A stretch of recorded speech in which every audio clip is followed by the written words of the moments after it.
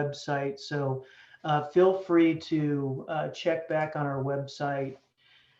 With that, Leah, you want to take it away? Awesome. Welcome. Thank you. Yeah, thank you so much for having us and appreciate your time. It's a small group, so if you have questions, please feel free to ask those, unmute, ask a question, or you can type it in the chat feature, whatever you prefer. I am going to pull up a slide deck and we can walk through this presentation, but just very much appreciate the opportunity to talk with you today.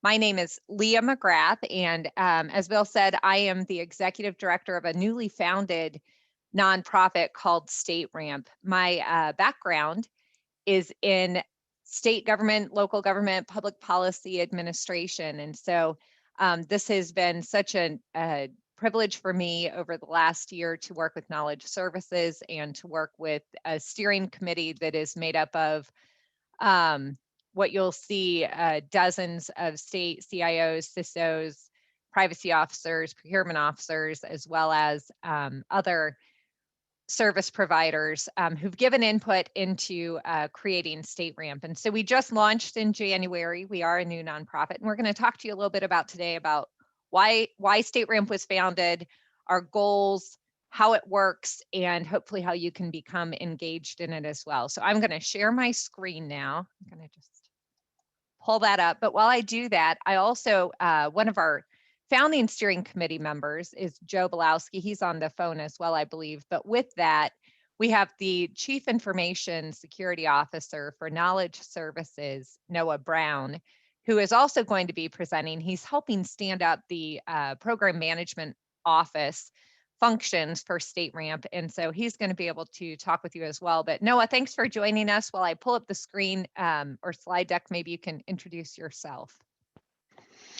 Thanks, Leah. Again, like Leah said, I'm Noah Brown. I'm the CISO for Knowledge Services.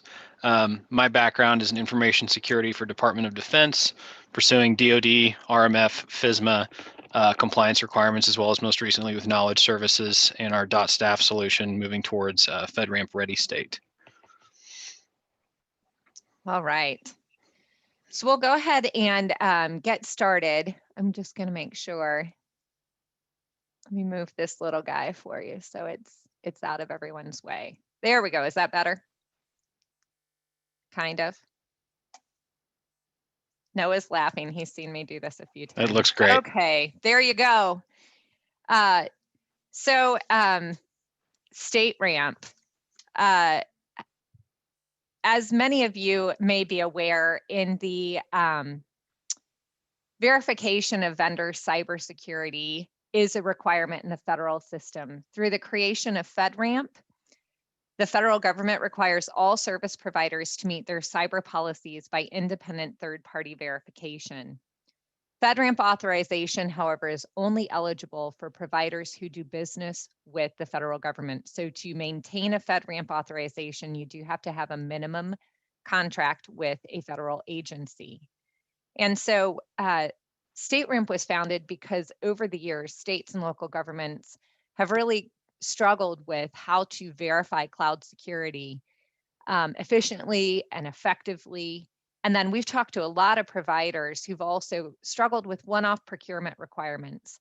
So this struggle or this gap in state and local government for cloud security verification is really what led to the creation of StateRAMP. So here's what StateRAMP is.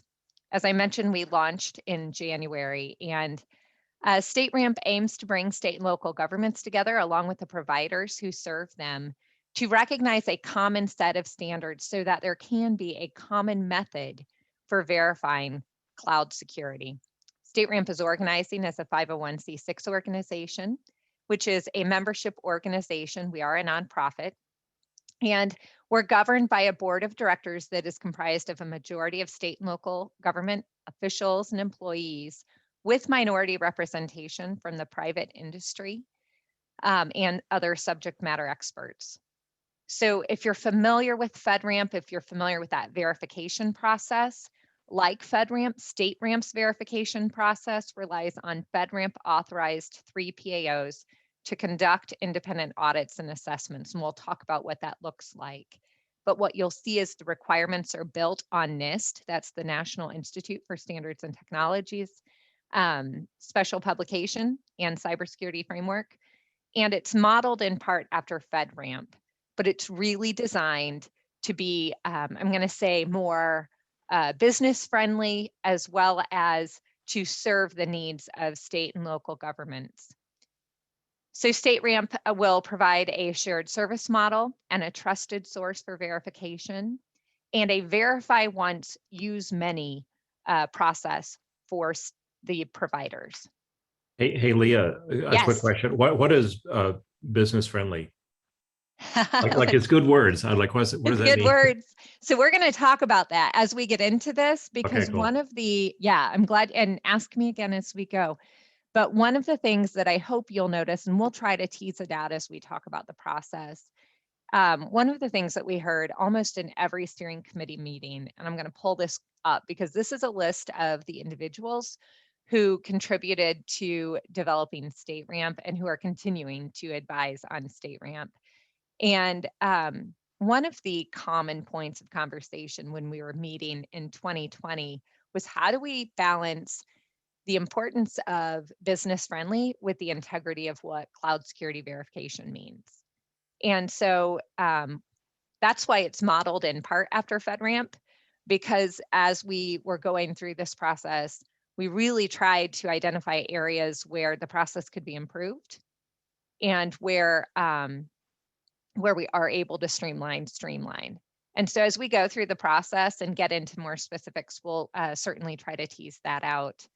But I did want to recognize this list of people that you have before you, because they are just a fantastic group of committed individuals. There are about a dozen former and current state CIOs, CISOs, privacy officers, procurement officers here, as well as other industries who are represented. And in 2020, we spent more than 1,000 hours in meetings, kind of asking the question, what if? What if we could come together to create a common method for verification? What would it look like? And so that informed policies that were adopted for bylaws. And, as a new organization, all the questions I'm sure you asked, right? The question of bylaws, how to organize, how to sustain the organization over time. And so this is a snapshot just to kind of give you a sense as to how the nonprofit is organized, with the board of directors and standing committees and opportunities for input over time. So we just launched. Before we get into the process, just to understand where we are, you may not have heard of StateRAMP before. That's because we're new. We just started. So we just launched in January. We are about 2.5 months in. And this slide kind of gives you a sense as to the outreach that we've had just in 2021.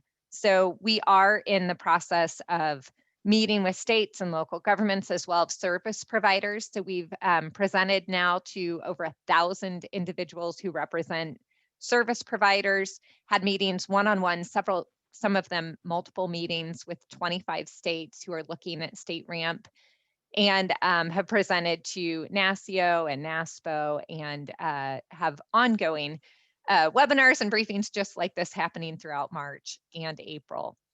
So Arizona is the first state who has announced their intent to require independent third-party or independent verification via StateRAMP. We do have a number of other states who we're in conversations with, and I anticipate we'll be able to announce soon. So stay tuned on that. Our plan is to open up membership for providers starting in April. So we'll talk about what that membership looks like as we go. But this is a snapshot as to kind of where we are in the process of launching. So this will give you a sense a little bit. I think we'll talk about how StateRAMP works, what that process for verification looks like. This is high level, and then we'll get into some more details.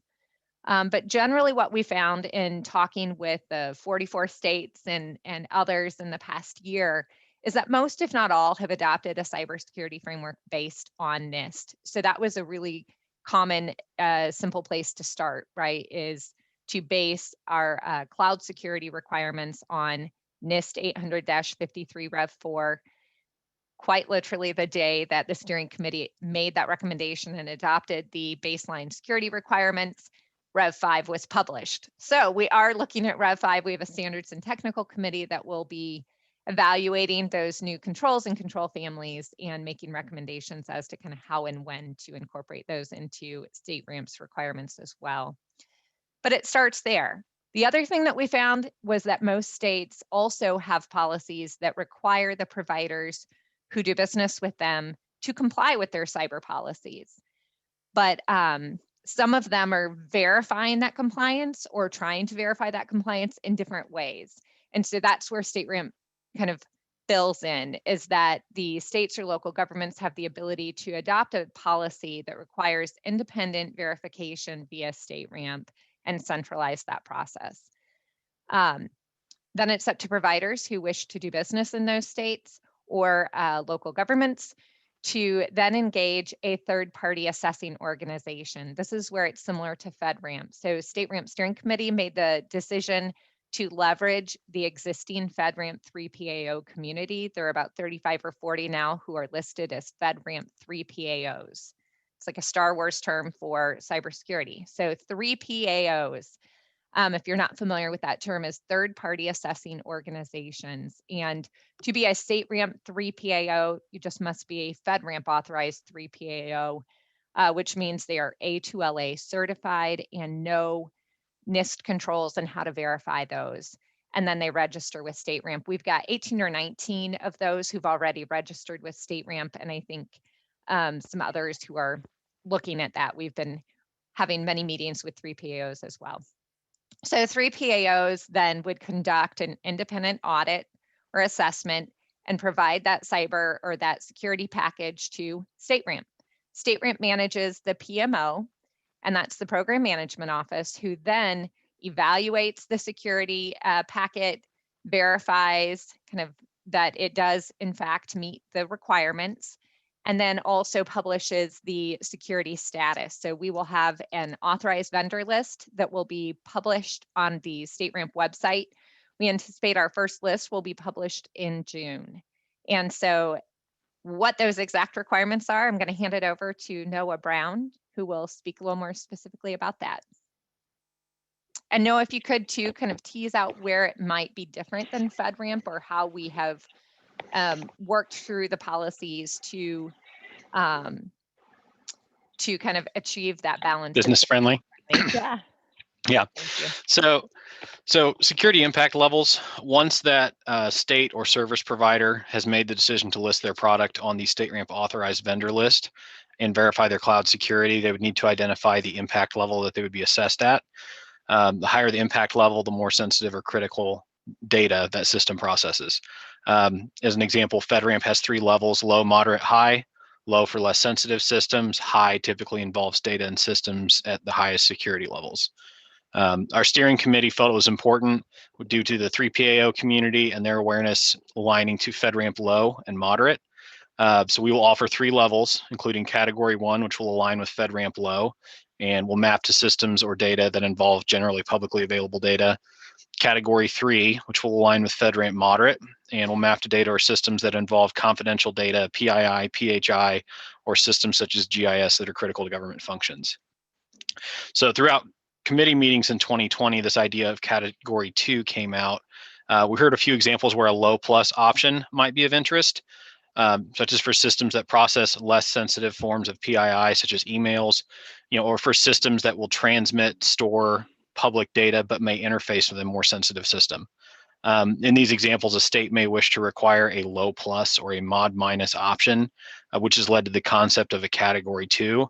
So it would include controls and subcontrols of low impact with selected additional controls, and that category 2 and that control baseline will be further developed and validated throughout 2021 as we go through these audits and assessments. StateRAMP has developed a data classification tool that can be utilized by states and procurement officials and service providers to help them guide that impact level selection. There is a process for reciprocity from FedRAMP to StateRAMP. We had a webinar on March 12th, but if you missed it, you can request a copy of that presentation by emailing info@stateramp.org. Leah, if you want to go, perfect. So provider path. This illustration shows the path a service provider would take to list its product on the StateRAMP authorized vendor list. 3 milestone statuses that include ready, authorized, and provisional. Becoming StateRAMP ready does not require a government sponsor. However, authorized or provisional does require a government sponsor to achieve one of those statuses. Ready status is attained by meeting the minimum mandatory requirements, and that's demonstrated by a readiness assessment report conducted by a 3PAO. Like I said on the last slide, no contract or government sponsor is required to reach a StateRAMP ready status. A provider that is StateRAMP ready indicates that that product can meet the minimum requirements and is likely well positioned to be able to comply with the full security assessment and full authorization in their next, as they progress through that statuses. While StateRAMP's authorized vendor list is modeled after FedRAMP, StateRAMP's mission is education.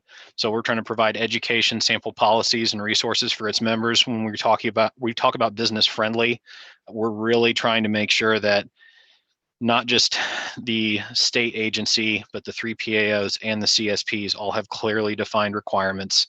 The PMO is trying to do what we can to provide guidance and educate and be less of a mandating body and more of trying to help you achieve these statuses and prove your security stature. And again, our goal with the documentation is to provide that clear guidance. And you can see an example of some of those approaches on the minimum mandatory requirements for ready status, which is published out at the stateramp.org/documents.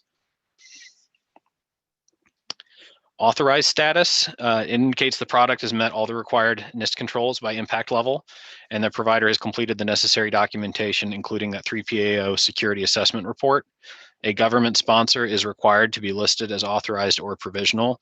So to reach that authorized state, both the StateRAMP PMO and the sponsoring government must agree the product meets the requirements to be listed as authorized. Provisional status. So if there's a provider who meets the minimum requirements, the most of the critical controls, but not all, a sponsoring government may choose to list their status as provisional. The goal being that the provider will be listed as a provisional status and they're working towards authorized. We discussed with states and local governments the need to give providers an on-ramp or time to attain that listing of ready or authorized. Some states may require a provider's product be listed as StateRAMP ready before initiating or at the time of initiating a contract for services. Templates, guidance documents, that information is being finalized now with the goal of publishing those templates to the subscriber members so that those assessments can begin in the second quarter. So for continuous monitoring, to maintain that listing of ready, authorized, or provisional, the provider must comply with the continuous monitoring requirements. So some differences between FedRAMP and StateRAMP include the continuous monitoring requirements, as well as the centralization of that continuous monitoring activity through the StateRAMP PMO.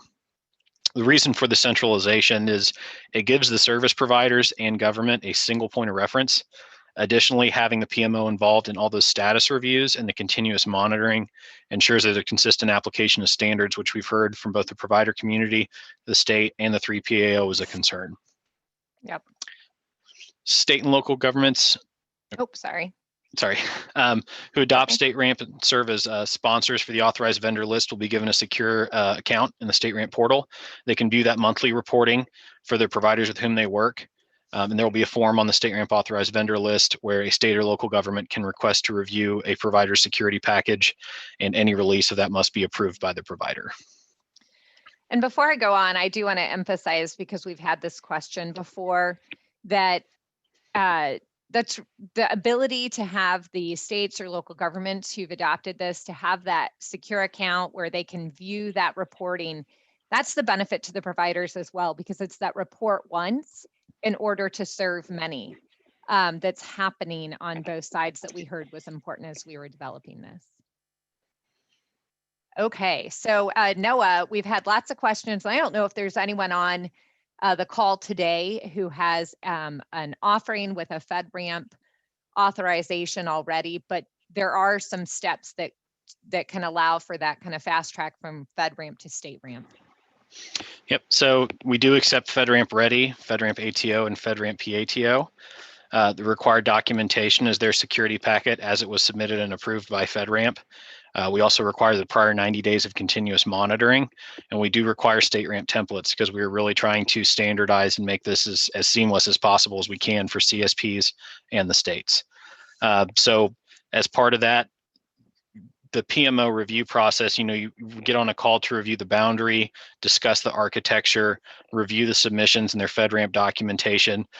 We also understand that there are CSPs who do work with certain agencies who don't want a release of specific control information or specific POAM findings.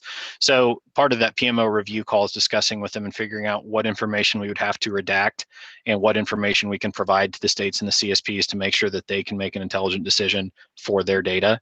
Yep.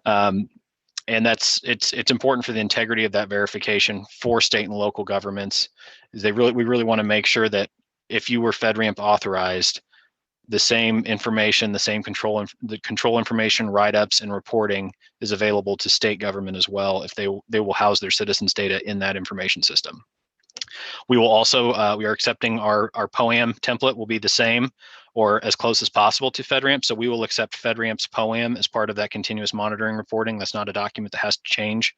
And then the annual audit, however, must be in StateRAMP templates. And there's a process in that PMO review to try and assist with getting that documentation converted to StateRAMP templates as well with PMO involvement. Yep.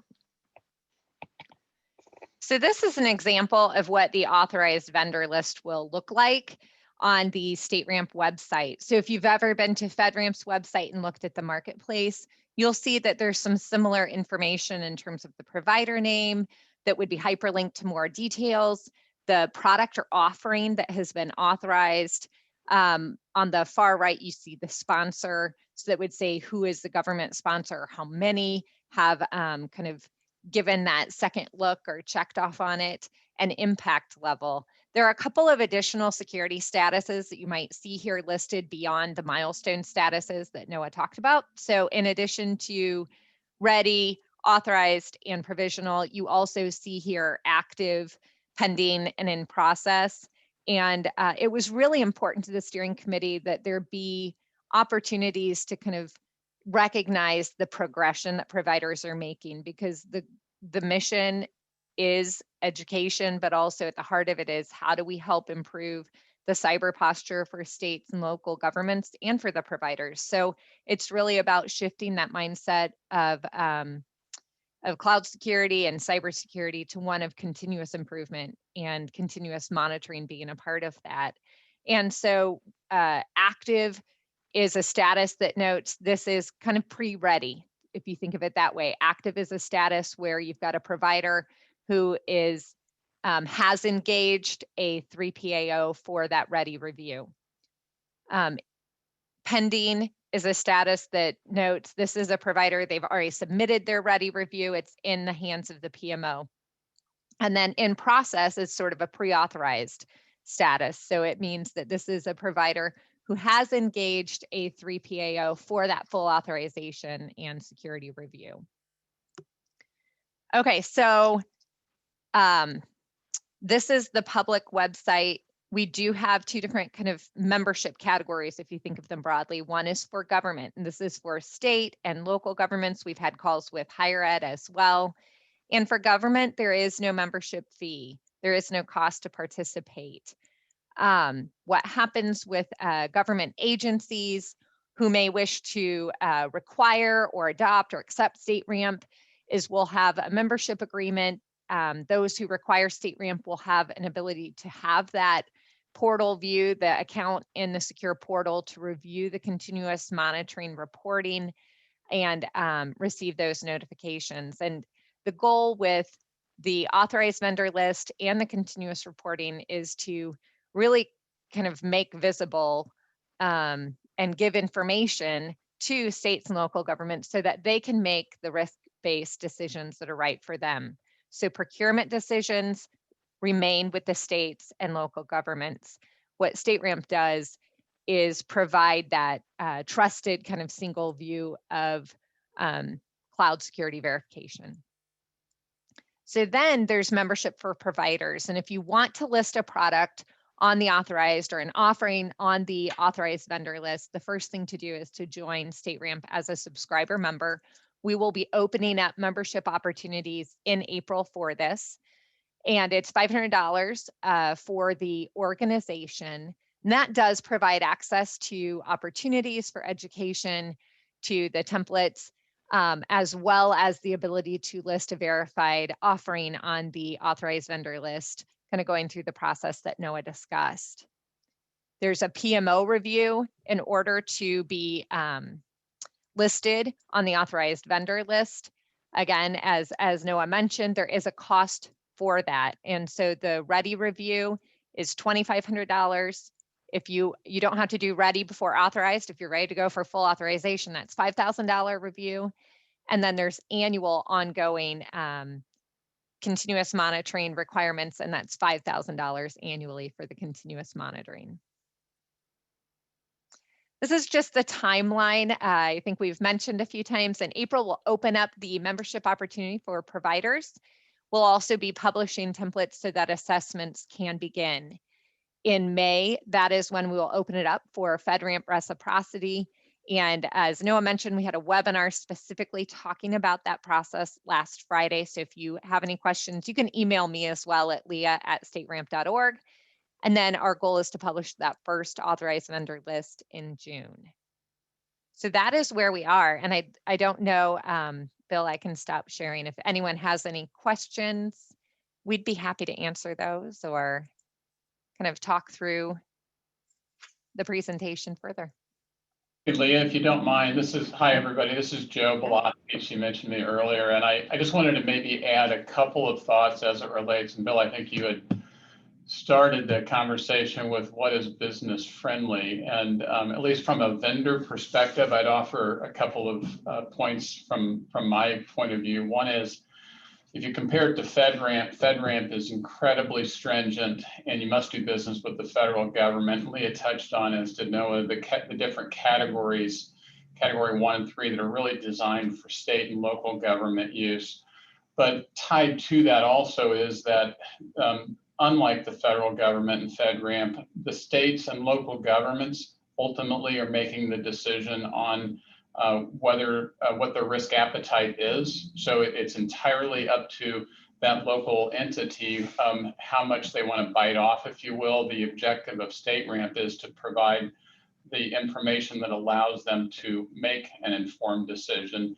And then that's tied into the last point I would make, and that is, as a vendor, having gone through the FedRAMP process, I can tell you that it's not a I'll just contract with this company and I'll be there tomorrow or next month. It's a commitment, organizational commitment. But at the end of the day, the balance between cybersecurity, safety, and business friendly will always compete with one another. So for me, it's a function of how much and what application, how much are you willing to bite off in terms of a risk appetite, balanced with that vendor's commitment and ability to achieve the minimum necessary controls. And by that, I mean, I always refer to it as a runway. If the procurement event is today and they are nowhere close to it, but they have the wherewithal, and I'm talking financial, personnel, resources, they're on the path toward that. An organization might say, let's say it's not dealing with health information or revenue or taxation or what have you. They might say, I'm willing to work with this organization as long as they achieve these milestones in this time frame. Whereas another organization might say, not a chance. They're interfacing with our Department of Taxation. You either are or you are not going to be in a position to work with us. But again, what we're doing is creating a platform that allows for that local organization to make an informed decision based on each vendor's commitment to achieving what is necessary, in our opinion, to do business with government. And I've always referred to these two lines crossing on a graph, and we're getting there really soon. The cost to the necessary investments to achieve a minimum cybersecurity posture relative to cybersecurity insurance costs. And they are skyrocketing, and they're not going to come down. You only have to look at the ransomware attacks and all the costs that the insurance companies are carrying on that to realize that as a business that wants to do business with, whether it's corporate America or government, there's an investment that's required. The investment can either be, hey, I've got $10 million of cyber insurance, or I've made the necessary investments in my technology, in my platform to meet your requirements. So that's my 2 cents for everyone, for what it's worth.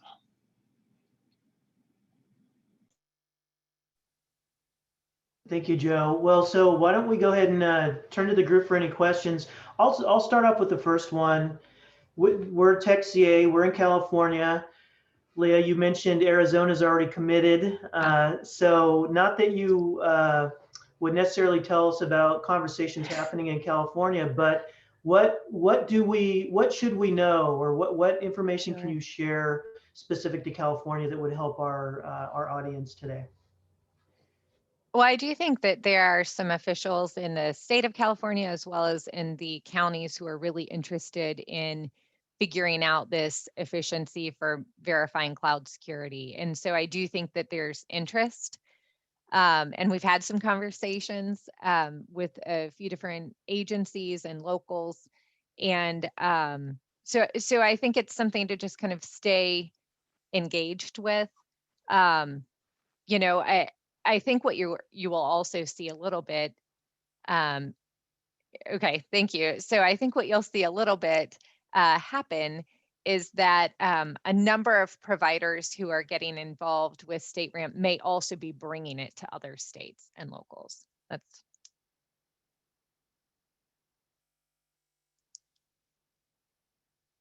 okay. I had a couple of questions. Please go ahead. Okay, great, thanks. If you already have FedRAMP authorization, I'm just make sure I understand. Is the that's a hard word. Is the reciprocity simply an administrative task, or is there a requirement to still go through the third-party authorization test, you know, another time for StateRAMP? So from a reciprocity perspective, it'll be, you would not have to go back through the 3PAO audit. It would be working with the PMO directly and conducting a review of the documentation, working with the PMO to scope out what that looks like, as well as converting that documentation over to StateRAMP templates. And then following up with continuous monitoring for 90 days, and then what your continuous monitoring requirements are going forward. Yeah, and that's my second question. Sorry, go ahead. Go ahead. I was just saying the goal being that you don't have to go back through that full audit and assessment. Okay. And then, yeah, that's my follow-up question. So to stay on the StateRAMP list, we have to pay $500 a year for membership and $5,000 a year for the continuous monitoring that's StateRAMP specific. Correct. Even if we're FedRAMP moderate authorized. Yes, because those POAM and scanning requirements for the continuous monitoring will still be coming in, being reviewed, and then we have to report that to the state as well. Okay. Because right now, I don't believe some CSPs, just to expand on that a little bit, some CSPs do provide that information to CSPs, or they'll provide, you know, their SSP, their POAM as it is, you know, currently updated. Others do not. And that was an issue for a lot of state government, was they want to be able to see that documentation. They want to see what the vulnerabilities are. And in some cases, they don't make that available, or some states don't know that it's available. So the goal is that all that stuff is available if you are a state utilizing that product. So I see a couple of questions regarding, is there a need for StateRAMP equivalent to FedRAMP High? That is a great question. So when we were talking with states in 2020, most were pointing to FedRAMP Moderate as a requirement. And what we've learned is every state interprets some of the different CISO requirements differently. So some states interpret CISO requirements to point toward a FedRAMP High level, others interpret it to FedRAMP Moderate, or somewhere there in between. And so we are starting with cloud security as 1.0, right? But we are certainly aware that there are some states, and especially who are interested in where can we find alignment to be able to apply this shared service model for CISO requirements, or MARSI 2.0, as you mentioned, HIPAA and the CMS requirements that get, you know, kind of filtered down, or IRS. And so those are very common questions that we hear. One of the things that we do allow for is the ability for states to add some additional controls. And this is what I think I can tell you. I had a call with a couple of states last week who I think would evaluate doing this or consider doing this for some of those procurements, maybe CJIS specific, where they say, hey, category 3 or a FedRAMP moderate is sufficient, but I want to add a few more controls just to make sure that we're compliant with the way our state interprets CJIS requirements. They have the ability to do that so long as they're doing that up front in the RFP and contracting process, and so that the 3PAO can audit against those additional requirements. If a company, before we go on, Noah, anything else to add to that? No, I was just second what you said. The goal, obviously, that Standards and Technical Committee is to eventually crosswalk those controls with CMMC, ISO, et cetera. And that way the state knows right out of the gate what you're already complying with, and if there's anything additional on top that they need to implement in order to meet another framework, they're aware of that right out of the gate, as well as the CSP. Yep. So there's a question about if a company is a single person consulting firm and operating on a single laptop, how is the company assessed? So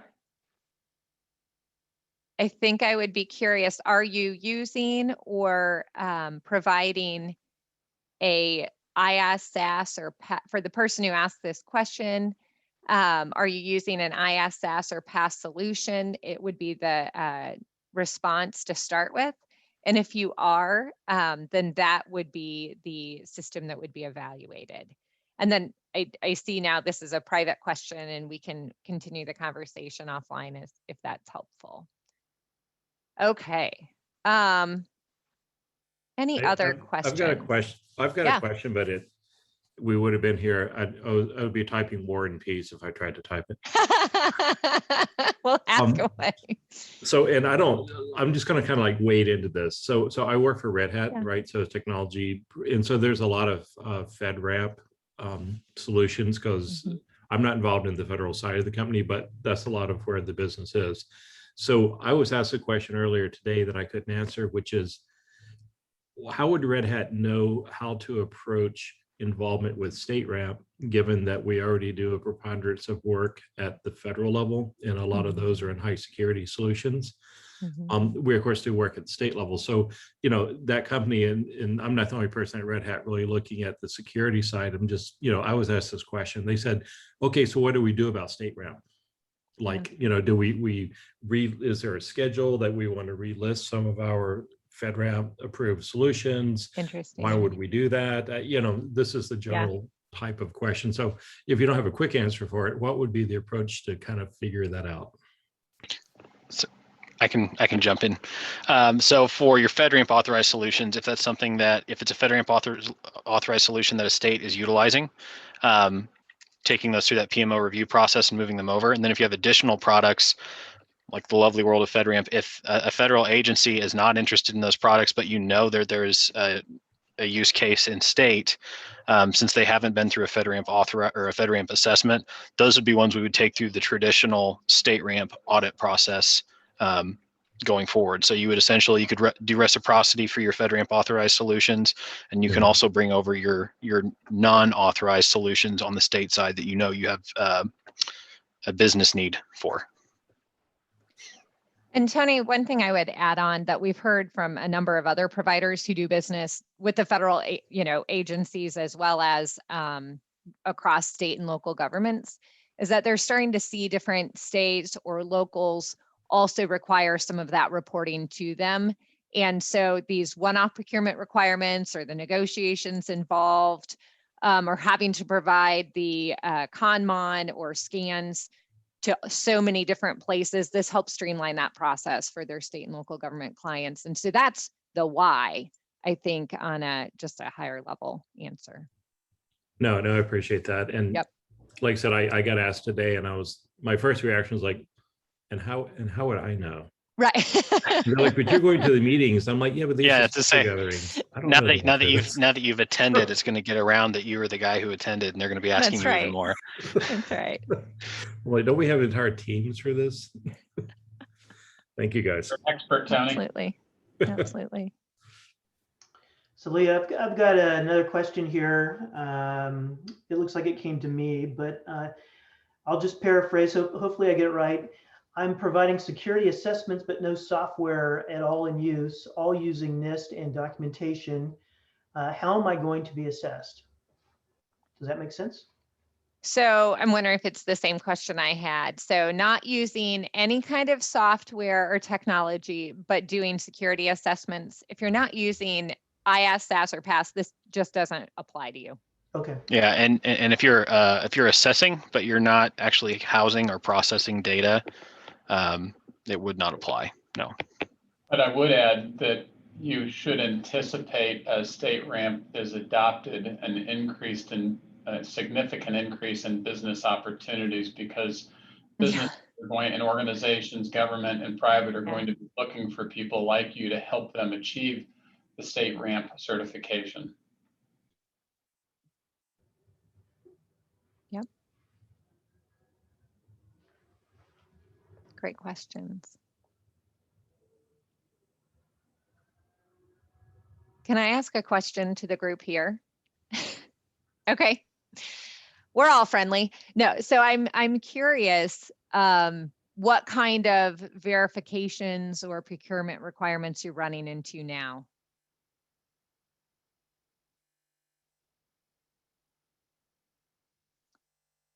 If you know, if you're involved in that. Wait, ask it again. What kind of security requirements or vendor verifications or procurement requirements are you running into now as you're doing business with public agencies in California? Well, I can take a crack at it. In California, so I used to work with Bill Maley over at Child Welfare, right? And so we started out and we were in commercial, because that project went to the cloud prior to CDT having a vehicle to procure or any rules. And so we jumped through the eye of the needle, and we had a glorious fun time pretending we were private sector. It all came to an end, right? Because then they said, great, but you actually do have sensitive data. We're like, oh yeah. Oh, So yeah. now I believe it's in GovCloud, right? And so they tend to sit and moderate, but at the time we were commercial, so we could play with a lot more of the tools, and it was more experimental. Kind of humor aside, we didn't have production data, so we weren't putting anything at risk. But the stuff that we run into now is CDT, whether they go to Azure or AWS, it tends to go to moderate. And I saw in your slide earlier, 80% of the solutions tend to go to moderate. So that tends to be what we run into. I don't know how to correlate the difference between, so Red Hat doesn't bid the contracts, right? We just provide technology. And so it always goes through an SI. Gotcha. Because Red Hat doesn't prime anything. And so I don't know how to differentiate between like a federal and a state engagement, like where as a provider. Sure. But I know that, everything that as a core technology, like whether it's like container orchestration or, any of the IT tools and stuff that Red Hat builds, certainly the operating system, that stuff tends to scale all the way up to high if needed, because they do so much work like with the NSA and DoD and all that. Yep, that makes sense. So it's not different versions of it. It's, Linux runs in any environment. It's all sorted up to the gills. Yeah, and I would just add that was a big topic of conversation in the steering committee meetings, is how do you handle the SIs, right? Where you've got not a COTS, it's a custom solution.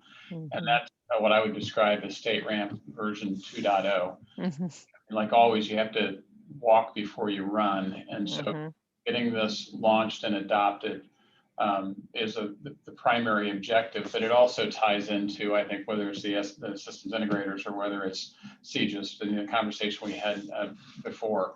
It all revolves around, and this was, by the way, all started pre-SolarWinds, right? This was just us in Indianapolis looking at the world saying there's it's broken. Government is broken because you have a trust but don't verify model.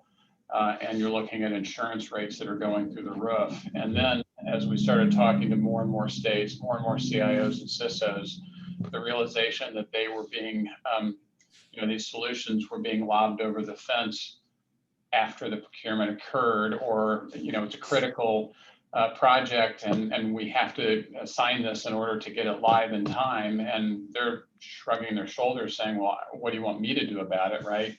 And so there needed to be some common method, but you have to start with a baseline framework to begin that process. And to Rami's point, California is a big state, no different than Texas, if you will, but highly federated. We've had a lot of interest from a lot of agencies and counties. I'm not naive enough to believe that there's going to be federated states that are going to say, we're signing on, we're going to be the first one. As somebody at NASPO once said many years ago, no state wants to be the first, but they definitely don't want to be the third. I think that's the model that we're looking at, the more centralized from an authority and policy making perspective. They'll be the ones that adopt first. If not the counties and cities, who have obviously less of a complex organizational structure. Mm-hmm. But at the end of the day, it's inevitable that I don't think FedRAMP is going to answer. It's going to disenfranchise way too many vendors for the local government appetite, because there are so many solutions that just simply aren't applicable for the federal government, and you have to have a contract with them to attain FedRAMP. Or retain FedRAMP. And so there's an inevitability factor, and whether it's an agency or a state at some point in time. And I would also add, by the way, the federal government, there's legislation being debated now about mandating it, no different than MARSI 2.0 for HIPAA, right? If you do business, if you have a state contract that is funded by HHS, you must have third-party verification of your HIPAA, MARSI 2.0. So I'm guessing, based on SolarWinds and all of these others, that's going to increase the likelihood of some kind of federal mandate. What state and local project isn't somehow federally funded, or grants, if you will, to assist with the funding of it? So I think it's a matter of time. So now, how can we get a framework in place that provides the flexibility and the framework for government to utilize? I have two thoughts to share real quick. And I think this is just fodder for you to consider. One is multi-cloud solutions, and I don't know the answer to this, right? And so I think that currently, states are taking things from data centers and putting them into a cloud, or they're building something cloud native, but it still has kind of a data center concept around. So this solution's in this location. What we're seeing is, like in California, is bifurcated into the projects going to Azure and the projects going to AWS. Mm-hmm. And so it's kind of a little bit of a culture thing. Like the more progressive projects tend to be going to AWS. The ones that are more IT department driven tend to go to Azure. Mm-hmm. Not commenting on the quality of those. It's just kind of the thinking's a little different, right? That, one's more comfortable because it's more known. Mm-hmm. But what is really happening is, when you begin to mash up the data between these projects, you end up with something that doesn't sit in a single location. It's really pulling data or functions from libraries or APIs that span across different locations. So just food for thought going forward, in a future potentially to where solutions aren't single location entities. That's a little different security model, so you get like fragments here, fragments there. I think that's kind of an interesting space. I have no idea how to solve for that, but I think that's interesting. Anyway, so I was just going to share that, and I got so wrapped up in that story, I forgot my other story. Well, it's really interesting because we've talked to some states who are pushing for their own data centers, right? And so we've even had two states ask if StateRAMP could authorize their data centers. So their own data centers. Mm-hmm. I thought of my second one now. Ooh. So one of the principles of the child welfare project, the experiment, was to promote digital services type vendors. Yes. And I'm using that term, even though it's not really a vendor type, but meaning smaller companies, like with the bias toward innovation. And the theory is that the smaller, faster moving companies. So anything that, and I like, that's the reason I asked about the business friendly language initially, because anything that kind of lowers the bar so that it's not like 4 giant companies that get to bid all the work. I think, yes, you want security, but you kind of want companies at different, sizes and sets of resources to participate. I could talk about that for hours. And that's some of the, especially even the control language, what we're trying to do is find areas where it is a mandated requirement. Some examples are around encryption and, you can only use this specific thing that is FIPS validated. We're saying, okay, well, how about instead of requiring that and making you run, obviously, Red Hat, but on the Windows side, your system's in FIPS mode, allowing you must utilize modern encryption types and listing those out and letting them, these are the encryption types that are acceptable. You don't have to go as far as implementing a group policy that's going to force you to use FIPS mode. Little things like that when we were going through the FedRAMP audit were a black and white, you have no wiggle room on this. We're trying to look at it from a bit more of a, we want to help their security posture improve. We don't want to cripple their product at the same time or make them have to build it again from scratch. Yeah, this will be my last comment. Just on principle, I've long been an enthusiast for like diversity and more small players, a greater variety of participation. So anything that gives the tool set or lets people get credibility to participate, like a free market being freedom to enter, not freedom to monopolize, but freedom to enter. Right. And so anything that encourages, companies that have different sets of resources to say, wow, I can leverage these things that makes my ability to do the work credible. And I'm not speaking for Red Hat here because it's already a ginormous company, but I mean like small, small businesses, small system integrators, things like that. I think that's a greater good. I think it's a great point. And, we even heard some states who were starting to, for certain procurements, say, I'm going to require they just be FedRAMP authorized because that's safer, quote, safer, right? Which certainly does give you some assurances, but it also has the effect of limiting the available vendors who can bid on that significantly. And so I think this helps give a path for participation. Like when you see an RFP come out that says anyone can bid, must have already done a $200 million project. Right, exactly. Like, oh, anyone, okay. That doesn't mean anyone. I would say working with Linux is your calling for free and open source for sure. Right. So there's a question about the difference between a vendor and a 3PAO. So a vendor would be a vendor who utilizes a SaaS, IaaS, or PaaS to transmit, process, and or store government data like PCI, PHI, or PII. A 3PAO is a third-party assessing organization, and StateRAMP is leveraging FedRAMP 3PAOs. So if you are a FedRAMP 3PAO, you probably know it because you are basically an auditing organization who evaluates those controls. So that's an answer to one of the questions that I would also add, Leah, because I think there's been questions in the past certainly about, and we even talked about today, you're a cybersecurity firm, you help organizations improve their stance.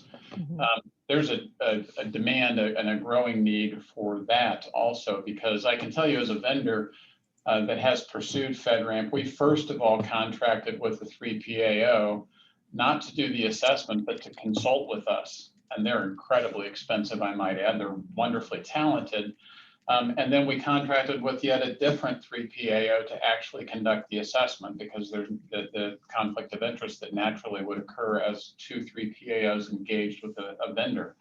And so my point in describing that is having a vendor pool that do security consulting services for businesses to help them get to a point before they contract with a 3PAO that has this federal qualification, right, to point, they're behemoth organizations, have all of these resources to be able to pass muster with the federal government, the GAO office.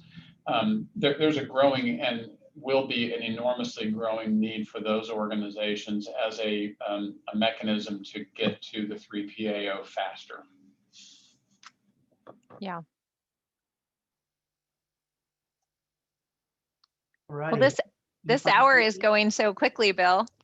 Any other questions or? Yeah, some great questions. We've got just a couple of minutes. Anyone else? Yeah. Going once? Well, anything else for the good of the cause? That's how we end our steering committee meetings. Yes. Well, thank you, Leah and Noah and Joe for this great conversation and presentation. So we're gonna share this with our membership and post it on our website. So you'll get a copy. It's all being recorded, and we'll also post the PowerPoint deck on our website as well. So watch for that via email. And thank you all for participating today. Really appreciate your time. Thank you. Thanks, everybody.